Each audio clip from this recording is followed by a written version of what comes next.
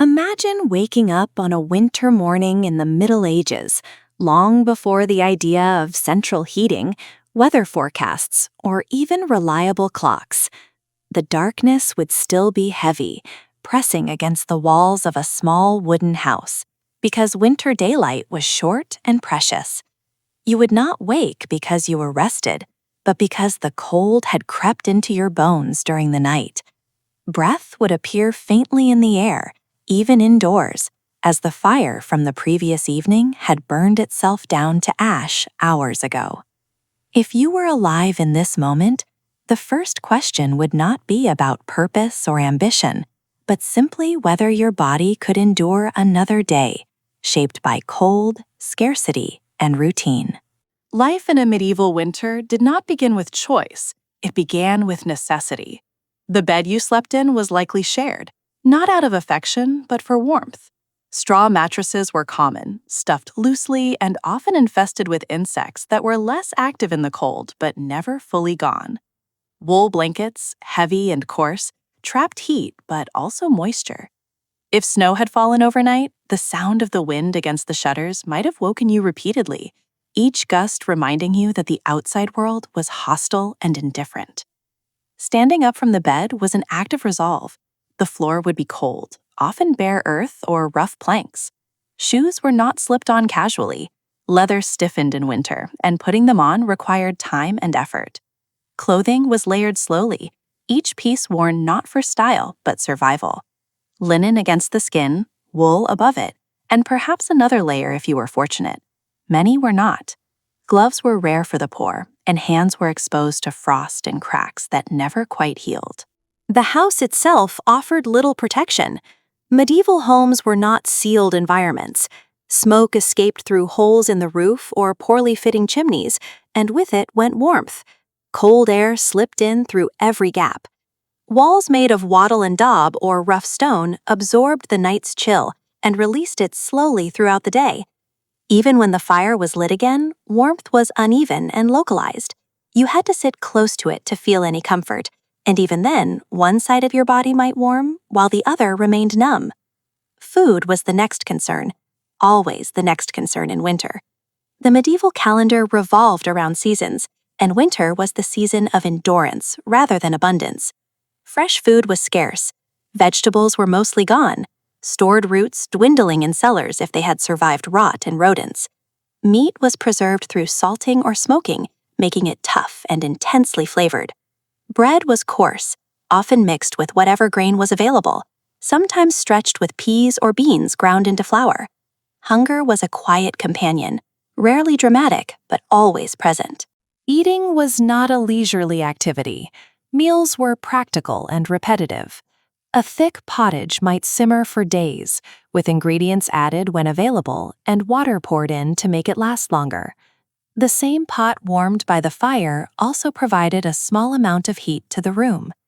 Every resource served multiple purposes. Nothing was wasted, not because of moral discipline, but because waste could mean death before spring. If you were a peasant, winter did not mean rest. The fields lay frozen, but work shifted rather than disappeared. Tools needed repair. Animals required care. Firewood had to be gathered constantly, a task that grew harder as nearby sources were exhausted. Each trip into the forest carried risk. Slipping on ice, getting lost in snow, or being caught in a sudden storm could end a life quietly, without witness. If you were older, weaker, or ill, winter was especially dangerous. Medieval medicine had little to offer against cold-related sickness. A cough could become pneumonia. A small infection could worsen when the body was already strained by hunger and exposure. People understood winter as a time when death visited more frequently, not dramatically, but persistently. Graves were dug less often only because the ground was frozen, not because fewer people died. Time itself moved differently in winter. Without artificial light beyond candles and rush lamps, evenings were long and dim. Light was expensive. Candles made from beeswax were a luxury. Most relied on tallow, which smelled and smoked. Activities after dark were limited. People talked quietly, repaired clothing, or simply sat, conserving energy. Stories were told not for entertainment alone, but to pass time that could not be filled with work. Sleep came early, not because people were tired, but because there was little else to do. Yet sleep was not deep or uninterrupted. Cold woke you. Sounds woke you. Hunger woke you. You slept in segments, drifting in and out, listening to the wind, the animals, the breathing of others nearby. Dreams, if they came, were shaped by routine and fear rather than fantasy. Would you survive this season? Survival depended less on strength and more on circumstance. Being born into a household with enough land, enough stored grain, enough animals could mean the difference between endurance and collapse. Community mattered. Villages survived winter together or not at all. If someone fell ill, others might help, not always from kindness, but because they knew they might need help tomorrow. Loneliness was rare, but privacy was rarer. You were almost never alone, yet often isolated in your own discomfort. Emotions were practical. Anxiety existed, but it was steady, familiar, like the cold itself. Hope was tied to the calendar. Each day survived was one step closer to spring, a concept more powerful than any abstract promise. As winter deepened, the landscape changed. Snow softened familiar paths, making distances feel longer. Rivers slowed or froze, altering travel and trade. News traveled slowly, if at all. You might not know what was happening beyond your village for months. The world narrowed, focusing inward, on survival, routine, repetition. Faith played a role, though not always a comforting one. Churches were cold too, stone buildings that echoed with breath and prayer.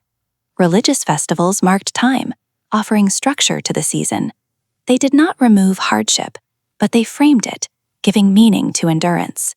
To survive winter was not just a physical act, but a moral one, a demonstration of patience and submission to a larger order.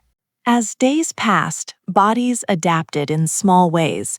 Hands became rougher, movements slower, more economical. People learned how to sit, how to stand, how to work without wasting heat. These adaptations were rarely conscious. They were inherited habits, passed down through observation rather than instruction. If you were a child, winter shaped your understanding of the world early. Cold was not an event, but a condition. Comfort was brief and memorable. Warmth near the fire became a reference point for safety that lasted a lifetime. Many children did not survive their first winters, and those who did carried the memory in their bones, even if they could not name it. Night after night, the cycle repeated. Wake, tend the fire, eat sparingly, work as needed, wait for light, wait for dark, wait for sleep. Time stretched and compressed strangely.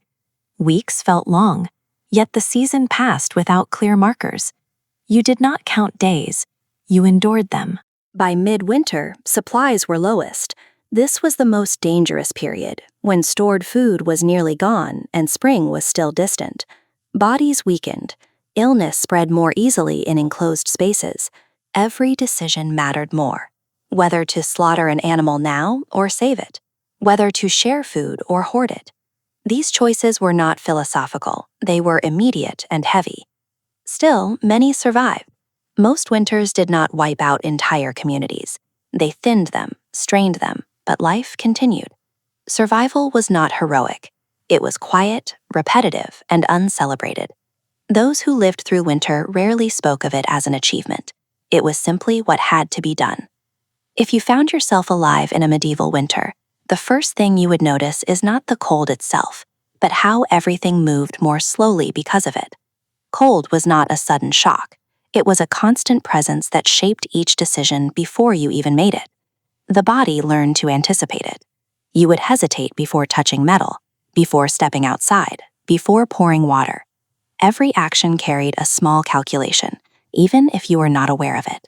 Winter in the Middle Ages was not a traumatic season of storms every day.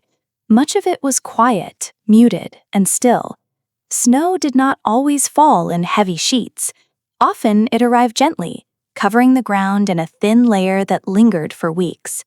Paths became faint, landmarks disappeared. Familiar distances felt uncertain, as if the world had subtly rearranged itself while no one was looking. Homes during this season felt smaller. Walls seemed to close in, not physically, but psychologically. With fewer reasons to go outside, people remained indoors for long stretches of time. Smoke hung in the air, making eyes sting and lungs ache. The smell of damp wool, old wood, and cooking grain became inseparable from the idea of shelter. Fresh air was something you encountered briefly, usually while performing a task that could not be postponed. Light dictated everything. Morning arrived slowly, often reluctantly, and evening came too soon. You did not fight this rhythm, you adapted to it. The idea of productivity, as understood today, did not exist in the same way. Winter was not a time to expand or grow. It was a time to reduce, preserve, and wait. Survival depended on memory as much as effort. You remembered where the driest wood was stored. You remembered which corner of the room stayed warmest.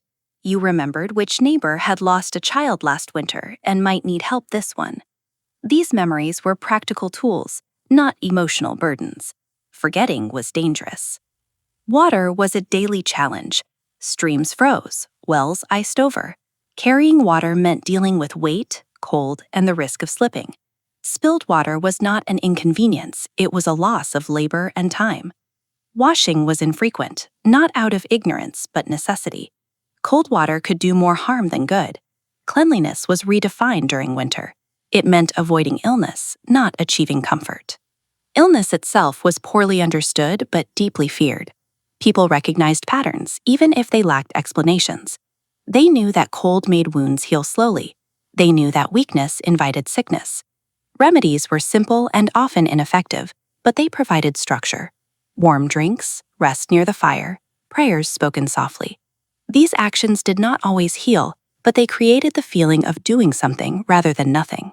Clothing was repaired endlessly. Fabric was too valuable to discard. Patches layered over patches. Sleeves were shortened, then lengthened again. A garment carried the history of winter's past in its seams. Wearing it was like wearing memory itself. When something finally fell apart beyond repair, it was felt as a loss, not just of an object, but of protection. Animals shared space with humans more closely in winter, not always inside the house, but near enough to feel their presence. Their warmth mattered. Their survival mattered too. Feeding animals meant reducing food for people, yet losing them meant hunger later. Decisions about animals were among the hardest. They required thinking beyond the immediate cold, into an uncertain future. Sound changed in winter. Snow absorbed noise. Wind carried it unpredictably. Silence was more noticeable. At night, a distant sound could feel close. You listened more carefully, not out of fear, but habit. Awareness was a form of safety. The body responded to winter by changing its expectations. Hunger became a low background sensation rather than an emergency. Fatigue was accepted. Comfort was not expected, so its absence was not constantly noticed. This adjustment was not resignation, it was adaptation. Death, when it occurred, was handled quietly. There was little ceremony in the coldest months. The ground resisted digging. Bodies were sometimes kept until burial was possible. Grief existed, but it was compressed, folded into daily tasks. Survival did not pause for mourning. Religion provided a calendar rather than answers. Holy days punctuated the monotony. They offered a sense of progression through the season. Even if the cold felt endless, the calendar insisted that it was not. This insistence mattered. Dreams in winter were often vivid. Long nights encouraged deeper sleep when it came. Dreams mixed memory with anticipation. They were not interpreted formally by most people, but they lingered. Waking from a dream into a cold room was disorienting, a reminder that warmth was temporary. As weeks passed, winter became familiar. The fear associated with its arrival faded, replaced by routine. You knew what to expect. The unknown was reduced. This familiarity did not make winter pleasant, but it made it survivable. The approach of late winter was marked not by warmth, but by subtle change. Light lingered slightly longer. Snow softened during the day before hardening again at night. Animals behaved differently. These signs were noticed instinctively. Hope did not arrive suddenly. It seeped in slowly, almost unnoticed. Looking back, if you survived, winter did not stand out as a singular experience. It blended into the rhythm of life. Each winter resembled the last, and yet none were identical. Survival was cumulative. Each year you carried knowledge forward, adjusting slightly, refining habits. So, could you survive a medieval winter? The answer was not determined by bravery or strength alone. It depended on patience, memory, community, and the ability to accept discomfort without constant resistance. Survival was not an event. It was a process, unfolding quietly, one cold morning after another, until the season loosened its grip and allowed life to expand again. If you were there, you would not frame the experience as a test. You would not ask the question directly. You would live within it, adjusting slowly, enduring without drama, until winter became simply another part of the world you inhabited. If you were placed into a medieval winter without warning, what might surprise you most is how little drama surrounded the struggle to stay alive. There were no daily moments of panic, no constant awareness that survival was uncertain. Instead, there was a calm persistence, a steady repetition of small acts that together formed a barrier between life and the cold. Winter was not an enemy that attacked. It was an environment that waited, and you learned to exist within it. The air itself felt heavier during winter months. Breath carried weight, and sound traveled differently. When you spoke, your voice seemed to sink rather than echo. Even footsteps sounded muted, absorbed by frozen ground or packed snow. This softness altered perception. Time seemed slower, not because clocks moved differently, but because there were fewer interruptions. Life lost some of its edges. Mornings did not begin at a fixed hour. They began when light allowed work to start, or when necessity forced movement. If the night had been particularly cold, waking took longer. Limbs resisted motion. Joints protested. Stretching was instinctive, a way of reminding the body that it was still required to function. Pain was not alarming, it was expected. Fire was central, but it was never taken for granted. Lighting it required preparation, patience, and skill. Sparks were coaxed rather than forced. Flames were watched carefully. A fire that burned too quickly was wasteful. One that burned too weakly was useless. Knowing how to manage fire was a form of knowledge passed quietly from one generation to the next. Ashes were saved. Charcoal fragments were reused. Even warmth had layers, and each layer mattered. Sitting near the fire was not a passive activity. You adjusted your position constantly, turning slightly, warming one side and then the other. Comfort was dynamic, never fixed. Outside, the land rested, but it did not disappear. Fields lay dormant beneath frost. Fences stood rigid, their wood contracted by cold. Trees were bare, their shapes more visible than in any other season. The landscape felt simpler, stripped of distraction. This simplicity could be calming or unsettling, depending on the day. Food preparation took longer in winter, not because recipes were complex, but because conditions slowed everything. Water needed to be thawed, ingredients were hard or frozen. Grinding grain required more effort. Hands grew stiff, reducing dexterity. Cooking was not creative, it was careful. Meals aimed for warmth and fullness rather than pleasure. Eating together served multiple purposes. It conserved heat. It reinforced routine. It reminded people that they were not alone in enduring the season. Conversation during meals was often minimal. Energy was preserved. Silence was not awkward. It was efficient. Winter clothing carried sound. Wool brushed against wool. Leather creaked. These noises became familiar, almost comforting. They signaled movement, life, presence. In a quiet season, such sounds reassured.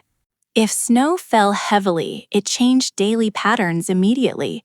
Paths disappeared, doors became harder to open, roofs required attention. Snow was beautiful only briefly. Soon it became an obstacle, then a burden. Clearing it was laborious and repetitive. You did not expect to finish, you expected to keep going. Travel in snow demanded caution rather than speed. A short journey could become dangerous if weather shifted. Getting lost was easy. Landmarks vanished under uniform white. People relied on memory and instinct more than sight. Returning home safely was an achievement, though rarely celebrated. Inside, tools were kept close. Metal was cold to the touch, almost painful. Wood was preferred when possible. Handles were wrapped, gloves were patched endlessly. Exposed skin cracked and bled. These injuries were minor but persistent, reminders that winter pressed constantly against the body. Illness did not announce itself clearly. Fatigue blurred into weakness. Cold blurred into pain. Determining when someone was truly sick was difficult. By the time it was obvious, little could be done. Care focused on comfort rather than cure. Sleep patterns shifted subtly. Nights were long, but rest was fragmented. Dreams blended into waking thoughts. The boundary between sleep and awareness softened. Lying awake was common. You listened to the building settle, to animals shifting, to wind testing weak points. The mind adjusted to limited stimulation. With fewer sights and sounds, thoughts became quieter. Worries existed, but they moved slowly. There was little room for speculation. Immediate needs occupied attention fully. This focus reduced anxiety in a way that modern life rarely allows. Children experienced winter differently. They adapted quickly. Cold became normal to them. Play continued, but in restrained form. Games were slower, closer to shelter. Laughter was brief but genuine. Childhood did not disappear in winter. It condensed. Elders carried winter knowledge in their habits. They moved carefully. They conserved words. Their experience guided others without instruction. Watching them was a form of learning. Survival strategies were absorbed without explanation. Animals responded visibly to winter. Livestock huddled, their breath steamed, they ate more slowly. Caring for them required patience. They were living stores of future food and labor, and their well-being was tied directly to human survival. Weather signs were read constantly. Cloud patterns, wind direction, animal behavior, all carried meaning. These observations were not superstition. They were practical interpretations based on long experience. Predicting weather was imperfect, but it helped prepare mentally. The concept of boredom existed, but it was not negative. Stillness was accepted. Doing nothing was sometimes the correct choice. Conserving energy mattered more than filling time. Rest was productive. Winter did not erase joy, but it reshaped it. Joy came from warmth after cold, from enough food, from a quiet evening without incident. Expectations were low, making small successes meaningful. As weeks accumulated, winter felt less oppressive. Familiarity reduced its weight. You knew how to move, how to dress, how to plan. Fear diminished. Respect remained. Late winter brought subtle anticipation. Supplies ran low, but signs of change appeared. Light increased slightly. Snow softened. The air smelled different on certain days. These changes were felt rather than measured. People did not talk much about spring until it was close. Speaking of it too early felt risky, as if acknowledging hope might tempt disappointment. Hope was practical, not emotional. When winter finally loosened its hold, it did not end suddenly. Cold persisted. Mud replaced snow. Roads became worse before they improved. Spring was not relief, it was transition. Looking back, winter survival was not remembered as suffering alone. It was remembered as structure. It imposed limits that clarified life. Within those limits, people found stability. So if you ask whether you could survive a medieval winter, the answer lies not in your strength, but in your willingness to adapt quietly. Survival required patience, acceptance, and attention to small details. It required letting go of expectations of comfort and embracing continuity. To live through a medieval winter was to slowly lose the modern sense of urgency. Nothing happened quickly enough to demand haste, and nothing changed fast enough to invite impatience. Days unfolded at the speed allowed by light, temperature, and the body's limits. If you arrived from another time, the adjustment would not be physical at first, but mental. You would have to unlearn the expectation that effort should immediately produce results. Cold shaped behavior more than thought. You did not constantly reflect on it. You responded to it instinctively. You leaned closer to walls that retained heat. You avoided unnecessary movement. You learned how to sit in ways that conserved warmth, how to keep your hands still when not in use, how to breathe through cloth when the air cut too sharply into your lungs. Indoor space became a geography of temperature. Some corners were avoided entirely. Others were valued beyond their size. People remembered where to stand, where to sleep, where to place objects so they would not freeze or crack. Space was not neutral. It was graded by comfort and risk. Fire was not the center of the home in a symbolic sense. It was the axis around which all planning revolved. Every activity was timed around it. Cooking, mending, conversation, rest, all happened when fire allowed. When it weakened, everything else slowed. When it failed, priorities collapsed inward toward the most basic needs. Fuel shortages created a specific kind of anxiety. It was not sudden or overwhelming. It was persistent, dull, and calculating. How much wood remained, how long it would last, whether it should be saved for night or used now. These decisions were made repeatedly, never conclusively. There was no final answer, only ongoing adjustment. Medieval winter survival depended heavily on restraint. Not bravery, not endurance in the heroic sense. Restraint. You restrained hunger by rationing. You restrained movement to preserve energy. You restrained emotion, because heightened feeling consumed strength. Even joy, when it came, was contained. Hands suffered the most. They worked constantly and were exposed often. Cracked skin was normal. Blood appeared in thin lines, ignored unless infection followed. Hands were washed sparingly. Cleanliness meant functionality, not comfort. Winter also reshaped relationships. Tensions intensified in close quarters. Minor disagreements lingered longer. Space was limited, privacy nearly non-existent. People learned how to coexist without constant resolution. Avoidance became a skill. Endurance applied not just to cold, but to each other. Yet winter also reinforced dependence. Survival was collective, even when experienced individually. No one thrived alone. Shared labor, shared heat, shared food. These were not moral choices, but structural ones. Independence was a luxury of warmer seasons. Children sensed this dependency early.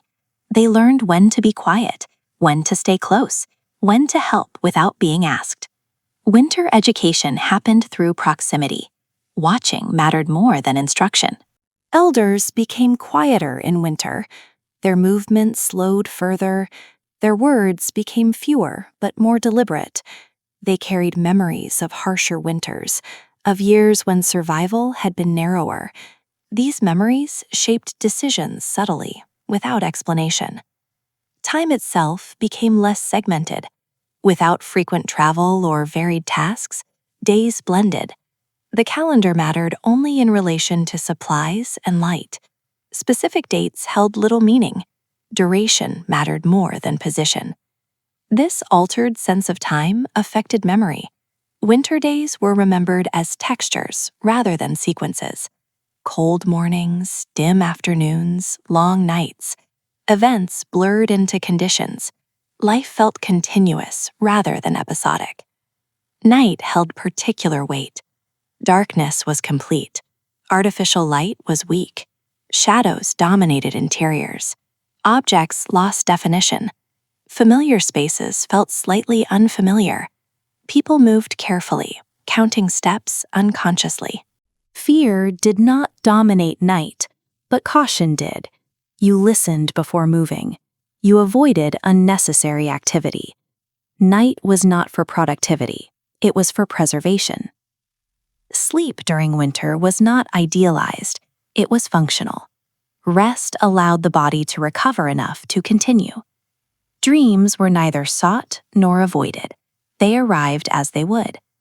Waking was often gradual, returning to awareness slowly to conserve warmth. Illness, when it progressed, did so quietly. There were no dramatic moments. Weakness increased, appetite faded, speech slowed. Care consisted of warmth, fluids if available, and presence. Cure was uncertain, comfort was achievable. Death, when it came, did not interrupt winter's rhythm. Work continued, care shifted. Absence was noted but not allowed to halt necessity. Grief existed alongside obligation. Spiritual practices adapted to winter constraints.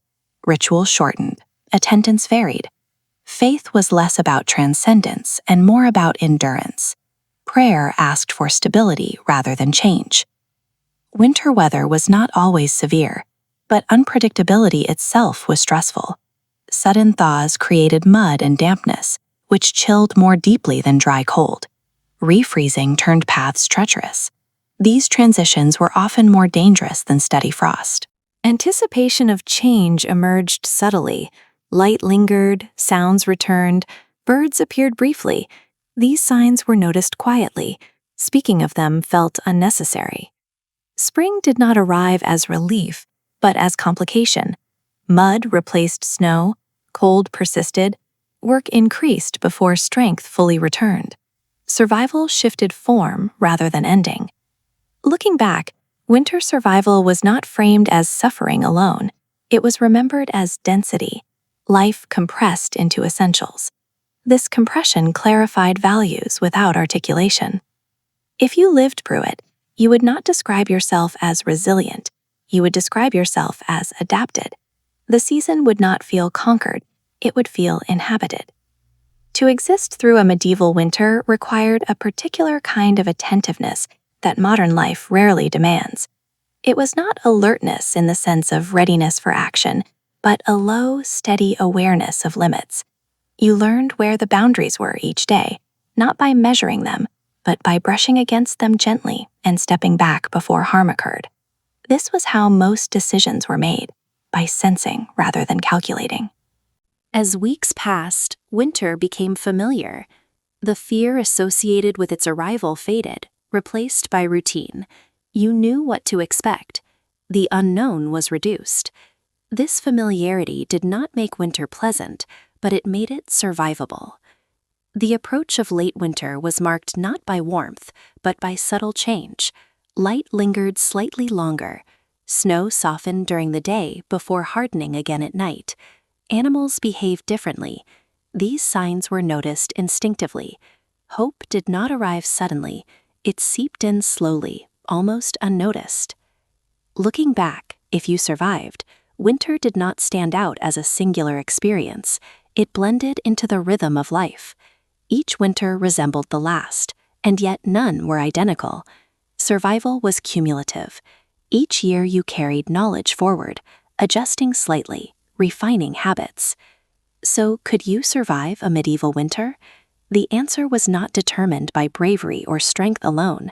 It depended on patience, memory, community, and the ability to accept discomfort without constant resistance. Survival was not an event. It was a process, unfolding quietly, one cold morning after another, until the season loosened its grip and allowed life to expand again. The sense of smell sharpened. You learned to detect danger through scent. Dampness meant rot. A sharp, sour smell meant spoiled food. Too much smoke meant poor ventilation. These cues guided action quietly. You trusted them more than sight. Silence took on structure. It was not empty. It had layers. The crackle of fire, the shift of wood contracting in cold, the occasional movement of someone adjusting position. Silence allowed these details to emerge. You became familiar with them. comforted by their predictability. Writing was rare in daily winter life, but memory functioned as a ledger. You kept track of who owed help, who had shared, who was struggling. This was not formal accounting, it was social memory. Forgetting could damage trust. Remembering sustained cooperation. Winter did not eliminate conflict, but it reshaped it. Arguments rarely escalated. Energy was too valuable. Disputes simmered quietly or were postponed. Avoidance was not cowardice, it was strategy. There would be time for resolution later, when resources were less strained. Personal identity softened during winter. You were less defined by role and more by presence. Farmer, craftsperson, laborer, all distinctions mattered less when work narrowed to survival tasks. Everyone gathered wood. Everyone conserved heat. Winter reduced hierarchy without eliminating it. Tools were treated differently in winter. You cleaned them more carefully, you stored them closer, you repaired them sooner. A broken tool was more serious when replacements were unavailable and conditions hostile. Maintenance became an act of foresight rather than repair. Movement outside was economical. You planned routes carefully, detours were avoided, pauses were deliberate. Standing still too long invited cold into joints. You learned to keep moving just enough to stay warm without sweating. Weather variability was more challenging than steady cold. A brief thaw created mud that soaked footwear. Wet feet led to numbness, numbness to injury. Refreezing created surfaces that punished inattention. These transitional days required the most care. Medieval people did not romanticize snow. They respected it. Snow covered hazards but also marked paths. It reflected light, extending usable hours. It insulated the ground. Snow was both obstacle and resource. Its value depended on timing. Inside homes, storage areas were reorganized for winter. Items used frequently were kept close, others were moved away. This spatial rearrangement reflected shifting priorities. The house adapted to the season as much as the people did. Children noticed these changes instinctively. They understood which spaces were allowed, which were avoided. Boundaries tightened, freedom narrowed. This was not explained, it was demonstrated daily. Learning during winter was indirect. Skills were absorbed through repetition. How to tie a knot with stiff fingers. How to cut bread evenly to avoid waste. How to pour liquid without spilling when containers were brittle. These small skills accumulated quietly. Illness altered social patterns subtly. Someone coughing too often sat closer to the fire. Someone weak was given easier tasks. There was no formal system. Adjustments were made wordlessly. Care was woven into routine. Pain was common but rarely discussed. Cold joints, sore backs, cracked skin. These sensations were normalized. Complaining served no purpose. Attention was directed toward function, not comfort. Nighttime thinking differed from daytime thinking. In the dark, thoughts stretched. Memories surfaced. Concerns replayed. But these thoughts rarely spiraled. Exhaustion grounded them. Sleep, when it came, interrupted rumination. Dreams during winter were often repetitive. Familiar places, familiar tasks. The mind rehearsed daily life. This rehearsal reinforced competence. Dreams did not escape reality, they reinforced it. Faith and superstition coexisted comfortably. Protective charms, spoken blessings, small rituals before sleep. These practices did not replace practical action, they complemented it. They addressed uncertainty rather than danger. Winter created a particular intimacy. People shared space, heat, silence. This closeness could breed irritation, but it also created familiarity. You learned others' rhythms. You anticipated their needs. Cooperation became smoother through proximity. Loneliness existed, but it was different from modern loneliness. You were rarely alone physically. Isolation was emotional, not spatial. It emerged quietly and receded when addressed through shared routine rather than conversation. The outside world shrank conceptually. Distant events mattered less. Immediate conditions mattered more. News lost urgency. Survival was local. Attention focused inward, geographically and socially. Time markers shifted. Instead of weeks and months, you measured progress by supplies remaining, by changes in light, by bodily condition. These markers were concrete and unavoidable. Winter demanded humility. You could not force outcomes. You adapted or failed. Control was limited. Acceptance was practical, not philosophical. As the season deepened, emotional responses flattened into steadiness, not numbness, but balance. Extreme reactions consumed too much energy. Calm became efficient. Late winter tested patience. Supplies dwindled, fatigue accumulated. Yet experience offered reassurance. You had been here before. Others had survived this point. That knowledge mattered. The first signs of change were subtle.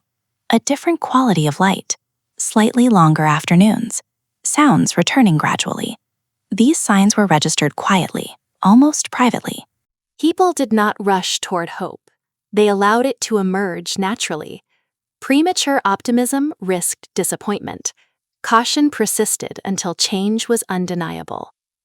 When winter finally began to recede, it did not disappear cleanly.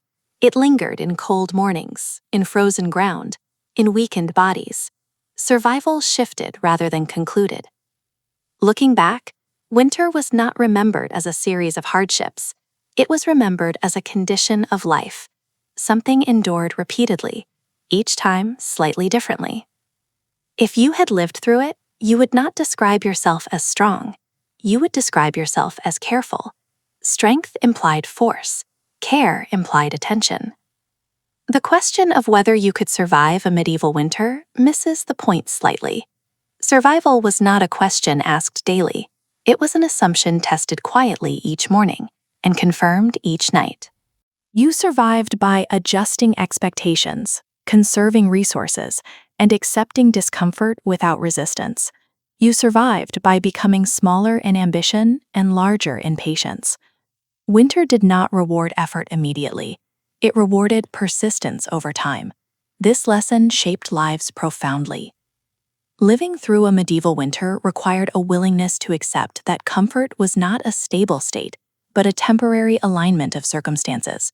Warmth appeared briefly, disappeared without warning, and returned only when effort and luck coincided. You stopped expecting it to remain. This expectation, or rather the absence of it, protected the mind from disappointment more than any philosophy ever could. One of the quiet challenges of winter was uncertainty about one's own endurance. You could not predict how tired you would feel tomorrow, how stiff your joints would be, or whether a minor ache would deepen into something dangerous. The future was opaque in small, immediate ways. Planning extended only as far as the next task, the next meal, the next fire. Objects behaved differently in winter. Doors resisted opening, latches froze, containers cracked if handled too quickly. Nothing responded instantly. You learned patience through interaction with things as much as with people. Force caused damage. Gradual pressure succeeded. The body also resisted haste. Muscles required warming before use. Sudden exertion led to injury. You learned to prepare yourself before acting, even for simple tasks. Rising from a seated position involved stages. Standing still afterward allowed blood to settle. These pauses became automatic. Winter sharpened awareness of small failures. A poorly tied knot loosened faster. A careless step led to slipping. A forgotten task had larger consequences. Attention to detail was not a virtue, it was survival. Indoor spaces grew crowded with stored items. Barrels, sacks, tools, and bundles narrowed movement. Navigating the room required memory. You knew where obstacles were, even in low light. Rearranging was rare because stability mattered more than convenience. Light sources were treated with restraint. Lamps were extinguished as soon as possible. Shadows dominated interiors. Vision adapted. Peripheral awareness improved. You sensed movement rather than seeing it clearly. This reliance on subtle cues reduced dependence on strong light. Sound also guided behavior. A change in the fire's crackle signaled adjustment. A shift in wind tone suggested weather change. Listening replaced observation in many cases. Silence carried information. Eating habits adjusted unconsciously. Bites became smaller, chewing slowed. Swallowing warm food provided momentary relief that you learned to prolong. Drinking was careful. Spills were avoided instinctively. Waste felt heavier in winter. Thirst was difficult to interpret. Cold reduced its sensation. Dehydration occurred quietly. Water consumption required discipline rather than desire. Warm liquids helped, but fuel limited availability. Balance was constant. Social roles blurred further in winter. Assistance crossed boundaries more easily. Help was offered without ceremony. Refusal was rare. Reciprocity was assumed rather than negotiated.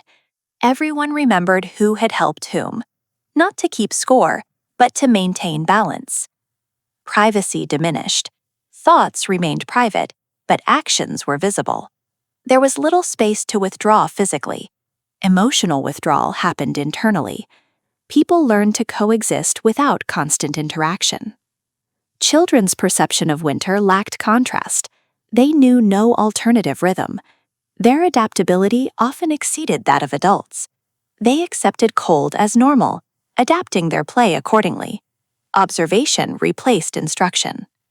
Learning occurred through correction rather than explanation. A mistake was felt immediately. A dropped object meant cold fingers. A misstep meant bruising. Lessons embedded themselves physically. Sleep locations mattered greatly. Proximity to heat, protection from drafts, insulation beneath the body, all influenced rest. Bedding was adjusted frequently. Comfort was assembled nightly rather than assumed. Night noises were evaluated quickly. Most were familiar. Unfamiliar sounds prompted alertness, but not panic. Panic consumed energy. Assessment came first. Dreamless sleep was valued more than vivid dreaming. Rest mattered more than mental escape. Waking without stiffness felt like success. Illness created uncertainty. Without clear symptoms, judgment relied on observation over time. Changes in appetite, movement, or speech were noted. Intervention was minimal but attentive. Care did not require explanation. Tasks were reassigned subtly. Burdens shifted quietly. The ill person's dignity was preserved by avoiding discussion. Weather changes influenced moods subtly. Clear, cold days felt easier than damp ones. Moisture penetrated clothing and bones alike. Dry cold was preferable. Snow reflected light into interiors, briefly expanding the day. This was welcomed. Snowfall also muted sound, creating calm. Its benefits were appreciated even as its inconveniences accumulated. Outside work during winter was brief and purposeful. Tasks were planned to minimize exposure. Returning indoors quickly was prioritized. Lingering outside felt irresponsible. Hands required constant attention. Gloves were removed only when necessary. Dexterity competed with warmth. Compromises were frequent. Footwear suffered greatly. Soles hardened, moisture seeped in. Foot care mattered, though little could be done beyond drying and repair. Pain was tolerated. Mental fatigue built slowly. Monotony weighed on attention. Variation was rare. Small changes became significant. A different meal ingredient, a new task, a visitor, all stood out. Visitors were uncommon but impactful. News arrived slowly. Its relevance depended on distance. Local information mattered most. Time perception altered further as winter progressed. Days felt long individually but blurred collectively. Memory organized itself around conditions rather than dates. Spiritual reflection increased not because of despair, but because stillness allowed it. Thought slowed. Reflection deepened unintentionally. Faith was less about expectation and more about acceptance. Outcomes were entrusted rather than anticipated. This reduced anxiety. Winter routines solidified habits. These habits persisted into other seasons. The discipline learned in winter shaped behavior year-round. Late winter exhaustion differed from early winter strain. Bodies adapted but weakened. Energy reserves thinned. Movements slowed further. Hope appeared cautiously. Early signs were tested mentally before being trusted. Premature optimism felt dangerous. People avoided speaking too much about the coming change. Words felt fragile. Silence protected expectation. When changes became undeniable, response remained measured. Work increased gradually. Bodies were unprepared for sudden demand. Mud replaced snow, introducing new hazards. Wet cold felt worse than dry frost. Transition challenged adaptation again. Winter lessons did not disappear with its end. They lingered in habits of restraint, planning, and awareness. Looking back, winter was not remembered through individual events. It was remembered as a sustained state, something endured collectively and quietly. Survival did not feel remarkable. It felt expected, though never guaranteed. Each morning confirmed the expectation again. If you had lived through it, you would not describe winter as an obstacle overcome. You would describe it as a period inhabited. You would understand that survival was not about resisting the environment, but aligning yourself with its limits. The question of whether you could survive becomes less important than whether you could adapt without resentment. Medieval people survived winter not because they were stronger, but because they accepted constraints without constant opposition. That acceptance conserved energy. Energy conserved sustained life. And when the season finally loosened its grip, survival felt less like relief and more like continuity. Life simply widened again.